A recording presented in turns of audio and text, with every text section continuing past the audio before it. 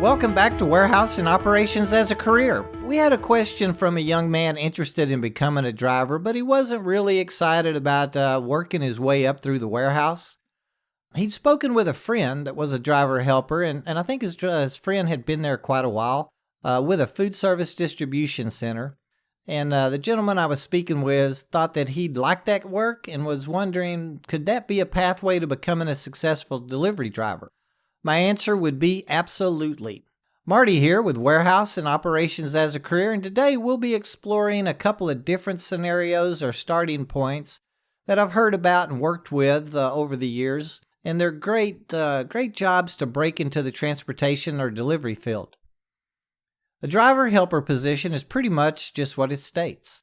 This person helps the driver with everything from loading the trailer, organizing the freight by stop, wheeling or dollying the product off of the truck into the stop, shelving products at the customer's facility, to handling the invoices and accounting for any returns or anything like that.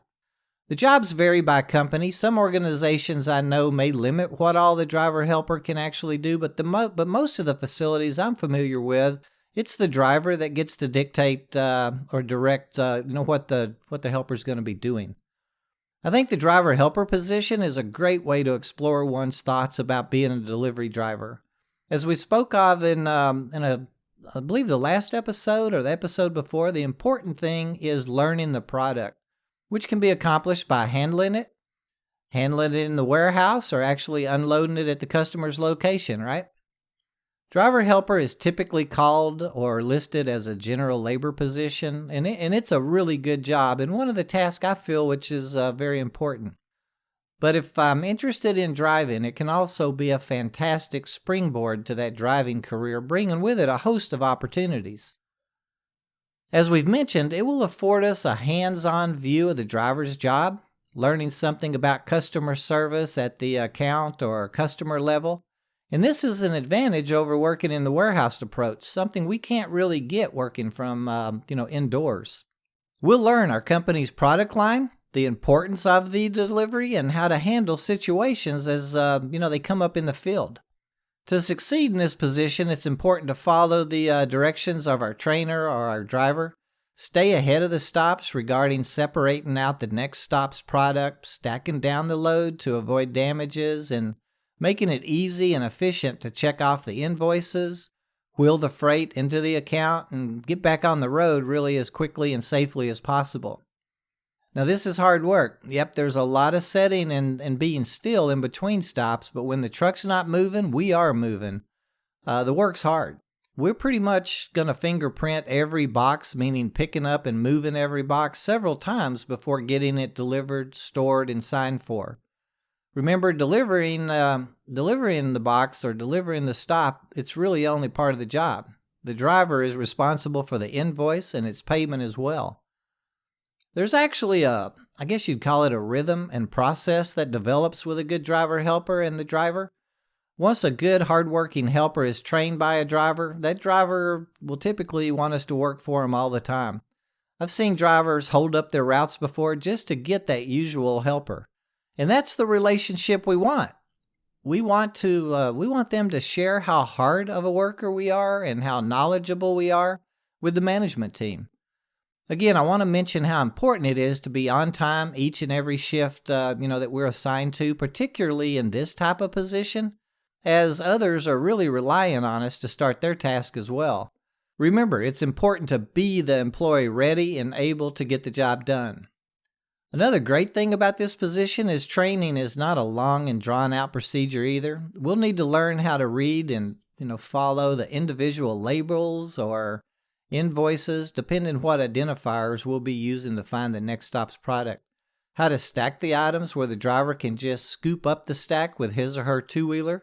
Maybe how to set up and attach a ramp on the trailer so the loaded two-wheeler can then be ran to ground level. And how to unload, shelve, or rotate product as instructed by the driver.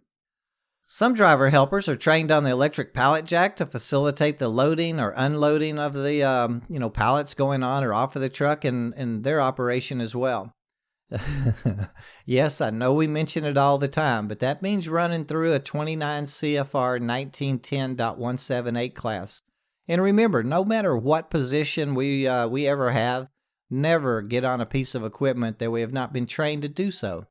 Speaking of equipment, we'll be using a two-wheeler or delivery dolly, an amazing piece of equipment. In the hands of a professional, it's very efficient and very maneuverable. In the hands of someone with no training, it's dangerous to ourselves and others, as well as product. I've seen many a door jamb or wall get torn up with one. Learn to use it. Take it slow. Don't load it up with weight, then expect to be able to handle it right off the bat. I know helpers that buy their own two-wheelers, after a while. You'll want a good one. Like any kind of equipment or tool, I feel it's that we're going to get what we pay for. I've known drivers that carry 5 or 6 of them with them daily. I mean, it's a great tool. I won't mention any brand names. There's several good manufacturers and several different models. A good strong and lightweight breakdown dolly is probably the most versatile. There's even models with brakes on them, and more expensive units can really come in handy. As we discuss, the driver-helper position will expose us to the driver's world, really. True, he or she has all the responsibility of the load, the accounts, and all the equipment, but we'll experience that. You'll learn about some of the frustrations or the joys of traffic. I guess it depends on how you look at it. Quite a bit about customer service and how to handle different situations as they're going to come up and arise. And most importantly, or at least what I think is useful, you'll get a sense of the responsibility and really patience needed to be a great driver. If you're just getting started in operations and have thought of driving before, this is the perfect breakthrough position for you. And there's several avenues or directions you can take after just a few short years of doing it. You'll become very comfortable in the fleet departments, fueling islands and their procedures, maintenance areas, possibly even routing and load mapping, sizing and cubing out the trailers. After we prove ourselves and our willingness to work hard and our, I guess you could call it dependability, and share our goals of driving with the company, they may work with us and help us get some experience by moving some trailers around, spotting trailers, or working with the yard mules or hostlers. Last week, we spoke about the rewards awaiting in the supply chain management and logistics worlds. Once again, it's all out there. All we have to do is want it and reach for it, right? We'll be talking more about transportation in this position as we break off into different industries in future episodes. It's a good doorway into a long-lasting career. I hope we answered a few of your questions today regarding this position and how to use it to our advantage or as a stepping stone to that delivery position. Thanks for listening in today.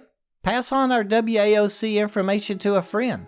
Let's learn from as many as we can. Share your thoughts and comments on the webpage, warehouseandoperationsAsAcareer.com, and participate on our Twitter and Facebook feeds at Warehouse and Ops. Have a great week. Be productive, and most importantly, put safety first.